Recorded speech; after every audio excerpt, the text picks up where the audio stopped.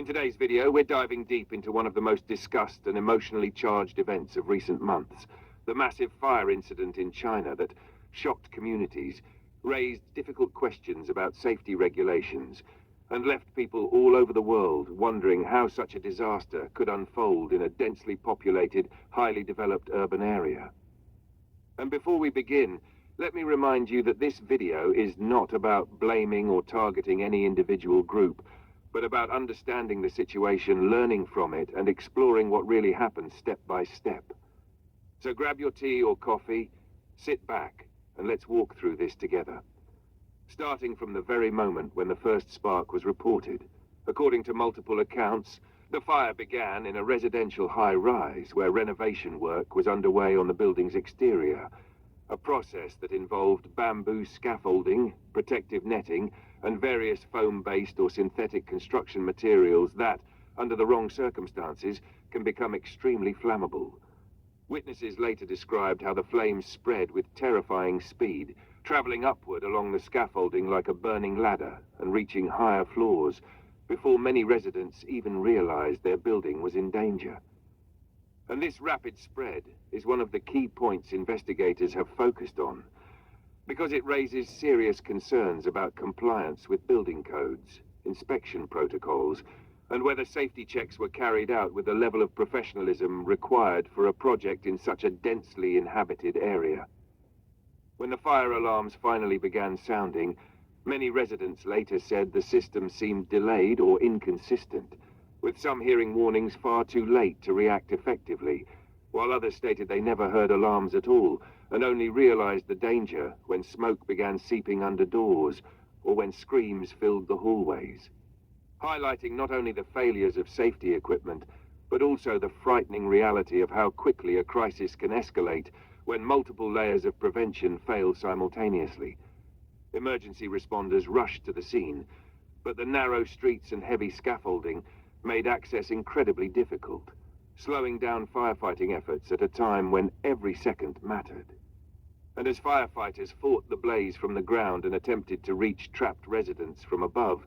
videos recorded by bystanders circulated online, showing plumes of smoke rising like a dark cloud and pieces of flaming debris falling from upper floors,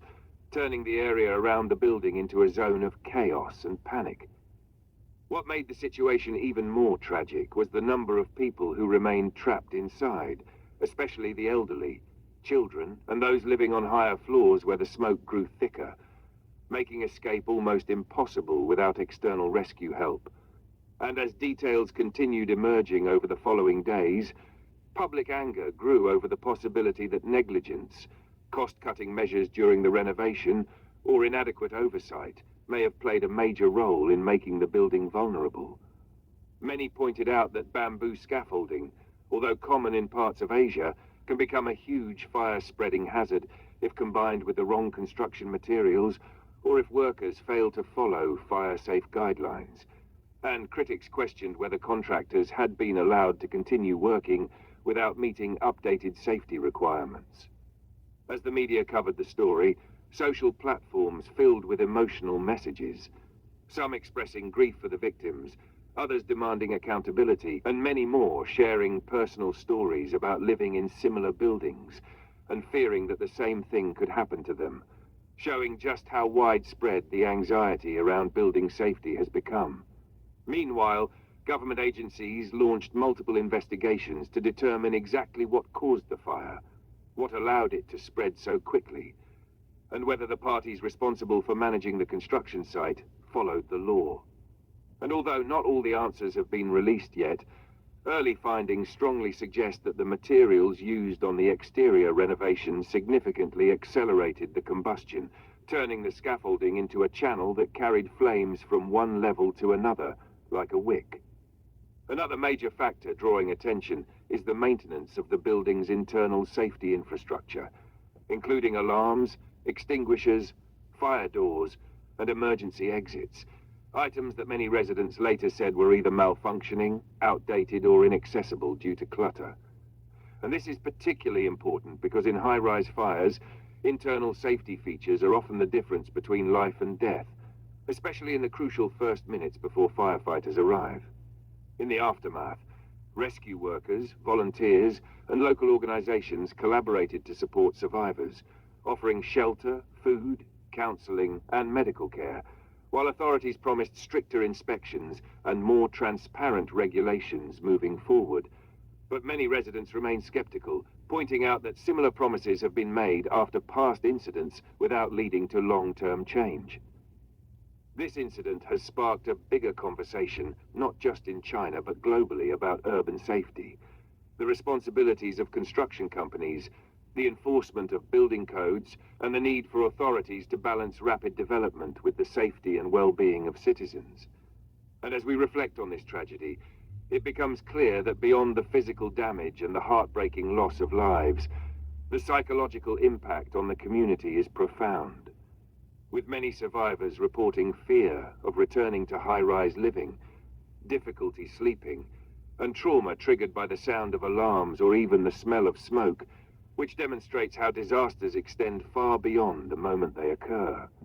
And now, as this story continues to unfold, experts in architecture, engineering, fire science, and public policy are weighing in with recommendations for preventing such tragedies in the future, including stricter controls over materials used in renovation projects,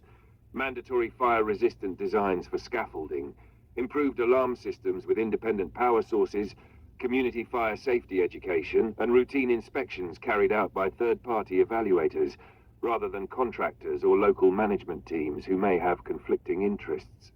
Ultimately, while no single measure can eliminate all risks, the combination of safer materials,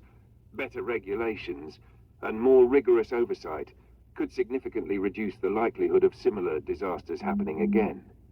And as we wrap up this video, I want to say that tragedies like this remind us of how interconnected our safety truly is, how the decisions made by planners, builders, officials, and inspectors directly affect the lives of ordinary families living inside the buildings they create, and how disasters do not happen in isolation, but are often the result of multiple failures aligning at the worst possible moment. And so, as we continue to monitor updates and wait for the final investigation reports, it's important to keep asking questions, keep demanding transparency, and keep advocating for safer living environments for everyone, because the cost of ignoring these issues is far too high. Thank you for watching, thank you for supporting the channel, and if you appreciate content that goes beyond the headlines to explore real causes, real people, and real solutions, don't forget to like the video, share it with others, and subscribe for more in-depth coverage of important global events. Your engagement helps us bring more awareness to stories that truly matter.